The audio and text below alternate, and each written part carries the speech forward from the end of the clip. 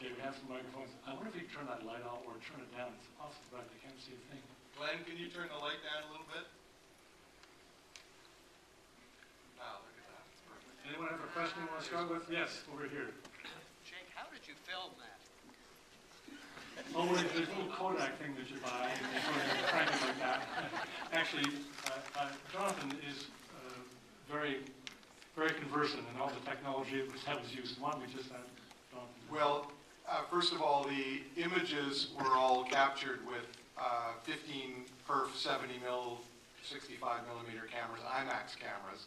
Other than some images, we integrated some computer graphics into it, but the big shots essentially are all IMAX shots. And I'm not sure though when you ask how did we do it.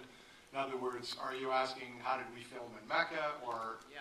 I see. Okay. So the question is how did we film in Mecca, and essentially the answer to that is that one of my fellow producers on the film spent 2.5 years living in Riyadh in order to get permission from the King of Saudi Arabia, one of whose titles is custodian of the two holy mosques.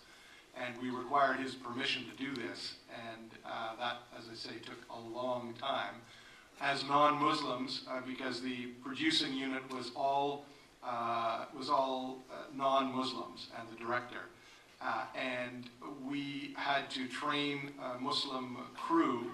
We scoured the world. We asked Daniel to come on as the line producer, and he scoured the world finding leading Muslim cinematographers. We had to train them to shoot in IMAX. We brought them to Los Angeles and trained them.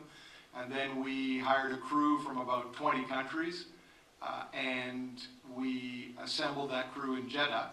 And we worked for about a week or 10 days, Daniel, basically, with that crew in order to acclimatize them to shooting with the rigors of IMAX. And then, in a very challenging moment for producers, we got the crew in buses and we were in cars and we drove to the checkpoint going into Mecca, and the sign that said, "Non-Muslims that way," that was us. And we had to wave goodbye to our crew of 85 and put the production into their hands. And you can see they did a rather extraordinary job.